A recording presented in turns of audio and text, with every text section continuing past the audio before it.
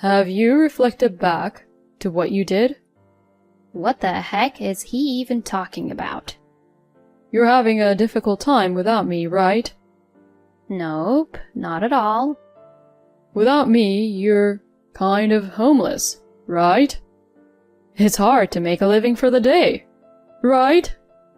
He keeps on asking right, but he just needs to shut up. My name is Alana. I am 34 years old. I live with my husband, Jordan, and we both work at a company. I am physically incapable of having kids, and I had told my husband about this when he asked me out first. I was prepared for him to back out on his decision of asking me out once I told him I couldn't have kids. But we were both over 30 years old, and we were at the right age to even consider marriage. I decided that it was something I absolutely had to tell him before I hurt his feelings, though, so I told him about it. Surprisingly, however, what he replied back was gentle and warm, saying, Even if we don't have children, I would be happy if you were by my side, Alana. Is what he said, and so we began to go out. When we were going out, I realized that Jordan had a calming aura, and he was great at taking me out on dates. I would be happy if I could marry this man. That's what I would think secretly to myself. 2 years into our marriage, Jordan asked me to marry him, and I was eager to accept his proposal immediately. But I knew I had to make sure about something again before we got married. Thank you. I want to marry you too. But, you know... Were you just going to talk about not being able to have kids? Yeah. I told you before, didn't I? As long as you're by my side, I'll be happy, Alana. Having kids aren't what's important right now, so don't worry. Let's just grow old happily together. Thank you. Well then, I can't wait to have a married life with you, Jordan. I was at the height of my happiness. Then he came over to greet my parents, and after we went to my husband's parents' house to greet his parents in preparation for our marriage and wedding. But I somewhat felt a little off at my husband's parents' house.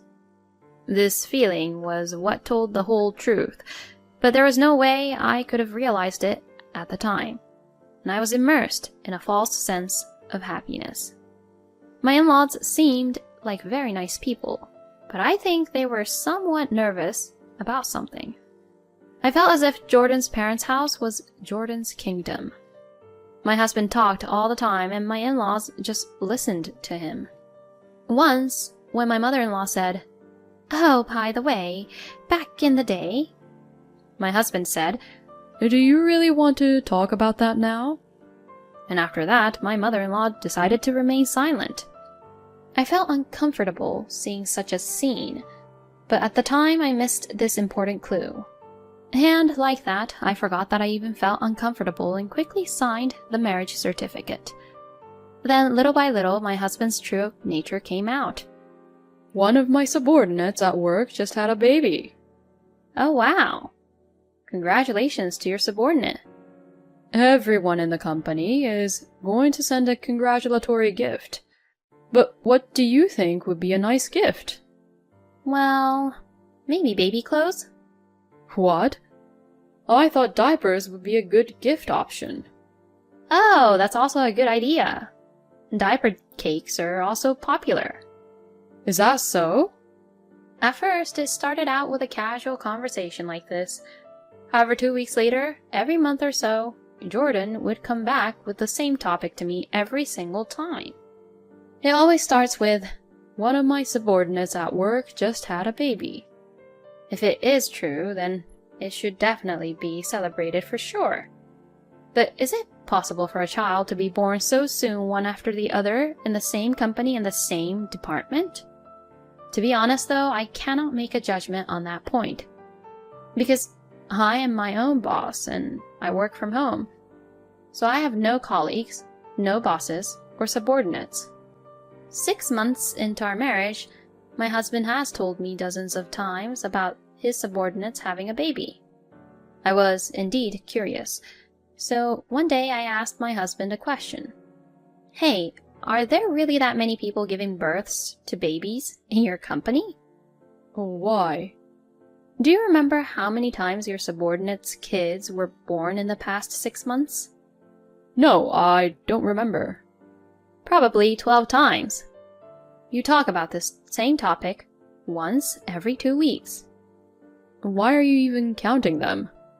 No, I wasn't counting. I was just remembering because you say the same thing every 2 weeks like it's a routine or something.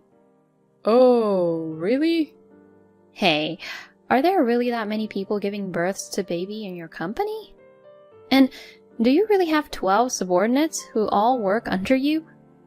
In the first place, do you have that many subordinates who you have to look after? My husband looked as if he didn't know what to say as I asked these questions. And you always ask me what would be a nice baby gift every time, right? So I've come up with all kinds of ideas for that, yet you deny all of them. So what exactly is it that you want to do here? No, that wasn't what I meant. I see. I'll try to be more careful. Then my husband stopped talking about his subordinates giving birth to babies. But now he starts to complain about my housework. Alana, you're home all the time, right? Yes, I am. Don't you think you're becoming lazy with your cooking? What? Which part? Well, I feel like the taste is just kind of bland in general. You mean it's lightly seasoned? No, I don't mean it like that. How should I put it? I am indeed at home most of the time. But that doesn't mean I'm not working just because I'm always at home. Moreover, I love to cook. I thought I was taking time out from my busy work schedule to cook elaborate meals to relieve my stress. However, I thought that this was my world of self-indulgence, and that for him, the home-cooked meal wasn't what he preferred. So whenever he pointed this out to me, I would ask him questions, hoping to get closer to his desired tastes. But he would always say only vague things, and so even if I wanted to improve, I could never do so. I gradually became more and more stressed about it. Even today's cooking too, I don't exactly know how to explain it, but... You know, I want to cook the way you like it. So could you please point it out what's so wrong about it clearly? You always say things in a vague way, so there's no way to improve. It's hard to explain it, you know. Well then, can you cook instead of me? If you cook the way you want to eat them, I'll learn how it tastes. Then my husband became grumpy and moody. What the? Why? Why do I have to cook instead? I work, don't I? I mean, you want to eat good, yummy meals, right? That's why I said if you cook some meals once, I'll learn how they taste like. I'm not asking you to cook every time, though, you know? I mean, you should realize since I've been pointing it out to you many times. So that's what I'm saying. I don't get what you want me to fix because you're so vague about it. Oh, that's enough. I don't want to talk to you right now. What the? What is up with him? And how rude can he be?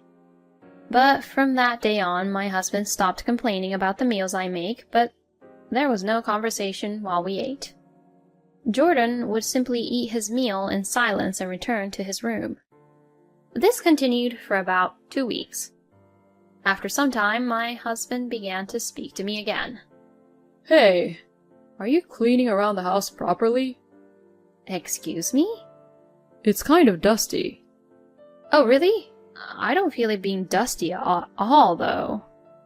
It's been bothering me for a while. I see. I get it. I'll be careful from now on. I said I would be careful, but I'm not at all convinced with what Jordan was saying. I also love to clean. You could say that I'm a neat freak. I mean, where I work is where I live. So I want the environment in which I place myself to be clean at all times. With this in mind, I vacuum the house every day and even wipe down the floors as well. A house that I have gone to such lengths to keep clean cannot possibly be dusty. I didn't know what to do, so I asked a friend of mine, Kendra, who has been very close since college, for advice. I started up Skype to chat with her. Hello? A long time no see. It's been a while. Hey, what's up? Are you tired or something? Do I look like that?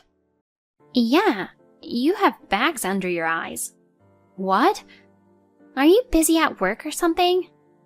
No, work is going well. Oh, so is your husband causing you some troubles or something? Yeah, I guess something like that. So I told my friend everything that had been going on with my husband. Then my friend gave a straightforward reply. He's morally harassing you, isn't he? Your husband's trying to make you feel guilty and morally harass you.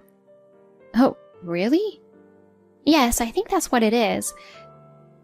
My subordinate is having a baby crap too. He's been doing that for 6 months, right? I mean, how can a baby be born in such a short period of time? The company he works for isn't that big to begin with, right? So I don't think he has that many subordinates. I think it's really terrible of him to go around saying my subordinate is having a baby knowing that you can't have a baby. I think that he's completely lying. He's having fun hunting you down and making you guilty like that. I see. And the way he was commenting about your meals is just so typical. I mean, he can't even point out the right thing to begin with, can he? Because what you cook is so delicious. Seriously, it's like something that's served in restaurants. So I can't believe he's even complaining about it. He just wanted to embarrass you and make himself feel superior, didn't he? Yeah, you're right. And then you pointed him out to ask what he wants you to exactly fix. But he couldn't say anything in the end, so now he's trying to mess you up even more by saying how you clean the house is dirty, right? You must be crazy. Your place is super clean. I mean, whenever I go over, I feel like I have to change my socks whenever I go into your rooms. How could he even say that it's dusty? And after hearing Kendra saying all these, this reminded me of something. I remember I met my in-laws for the first time when I greeted them before our wedding, and both of them were kind of nervous. Yeah, I knew it. Maybe he's even violent towards his own parents. I think it's better to do something about it as soon as possible, Alana. Yeah, you're right. I felt like all my doubts have been answered by talking to my friend. Ever since we got married, I have been uncomfortable with my husband's words and actions. When my husband came home today, he would start with a rude comment such as, "It smells like mold around here." Hey, do you know what moral harassment is? My husband reacted sensitively to these words. Huh? Are you trying to say that I am morally harassing you? He stared at me with a terrible expression on his face. So, I guess, with that kind of reaction, you know what it means, huh? Then my husband knocked all the food on the table to the floor. You've got to be kidding me, you know. Since I was being too nice to you, you take advantage of me like this, huh? What? I don't remember you being nice to me since we got married. Huh? What do you mean by that? I mean it as it is.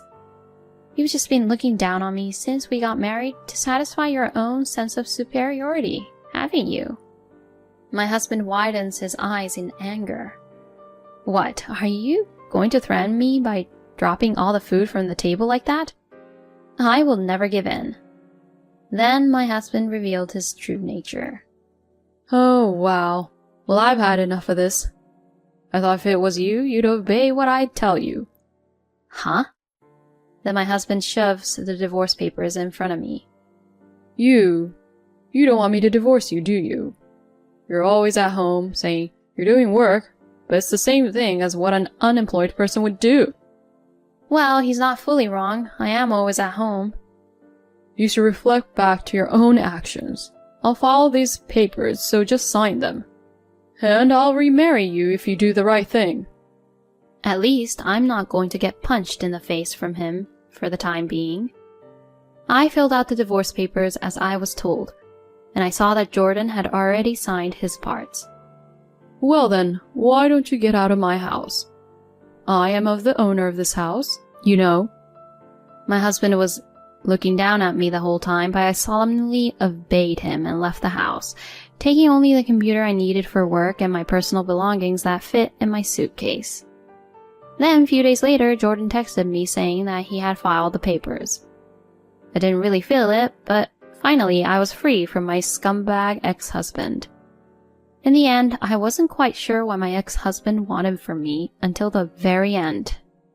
My ex-husband who just only morally harassed me. Simply put, he was just a rude, terrible man who wasn't fit to be my husband. I don't even know how he can go on and on with all the insults and complaints he had for me. At any rate, finally, I'm free from that man. From now on, I will enjoy my life.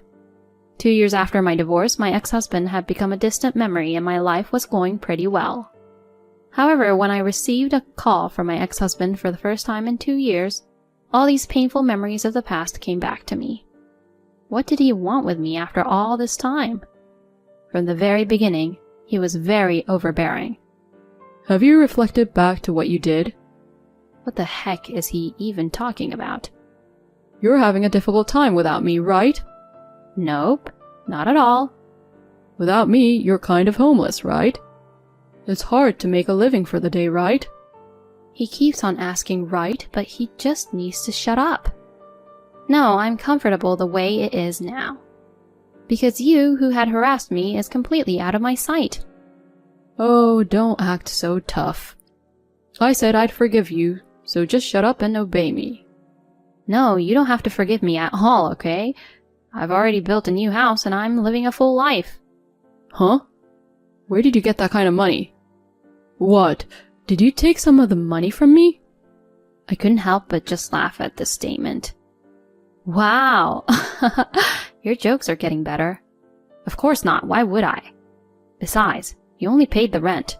And the rest was all paid by me, remember? And I wasn't depending on you financially. I mean, well, I couldn't. And so this house was built with my own money. Well then, it must be small and tiny, isn't it? You really don't need to act so tough, you know? I took a photo of only the amount of the contract for the house and sent it to my ex-husband. What? $3 million? Where the hell did you hide this kind of money? There's no way you, who's unemployed, have this kind of money. So I've been telling you that I work from home. You're the only one who treated me like I was unemployed, or I had no job. Well, you know, I go out more often now. I'm busy with various things now that I formed a company. Our annual sales have reached $1 million. My ex-husband was silent for a while, but then he said something outrageous. I see. Then you should be thanking me. The reason you were able to make it that far was because I kicked you out of the house, wasn't it? Wow, how annoying could he get? You know what? Do you know why I don't hang up the phone on you? Of course I know. Because you haven't heard from me in 2 years, 1 month, and 4 days, right? Wow, that's amazing. Can't believe you get the numbers right, and that you're even counting. Well, I'm not hanging up on you because I have something to say. My ex-husband seems to be having fun on the other end of the phone. Well, I know what you want to say, but okay, I'll hear you out. Oh, trust me, you definitely don't know what I'm going to say. Can you please stop stalking me? Huh? You've been pestering me for the past 2 years, haven't you? And you've been asking me to contact you. What are you talking about? You've been calling all my friends, haven't you? You know, it's really disgusting knowing that you're stalking me. I really don't care about you. I really don't ever want to start over with you. No way, absolutely not. I know this, you know. I know that you were recently laid off from your job. What? Who told you that? I heard from an ex-colleague of yours whom you morally harassed and was sent to the hospital. He was good at his job, but your company lost a very talented employee indeed. Anyways, he works for us now, and you were finally fired for morally harassing him. Is that why you contacted me? To ask me to support you financially? No, I thought you'd be waiting for me. There's no way I'd be waiting for you. You're nothing but a painful memory for me. Don't ever contact me again. Don't ever contact my friends again. I will sue you if you try to contact me or my friends again. I'm going to tell you right now, I hate you. I will never ever remarry you. I hope you age all alone by yourself. I finally hung up the phone on him and took a deep breath. Yes, I feel better. He will eventually become one of my painful memories, which would fade away in the end. What in the world did Jordan even want to do here? His actions didn't make any sense at all. He probably wanted to put his wife under his control, but she was too good for him. The difference in wisdom is just so obvious. Jordan should have definitely been more considerate to his wife. Thank you for watching to the end. Please subscribe to our channel. See you in the next video.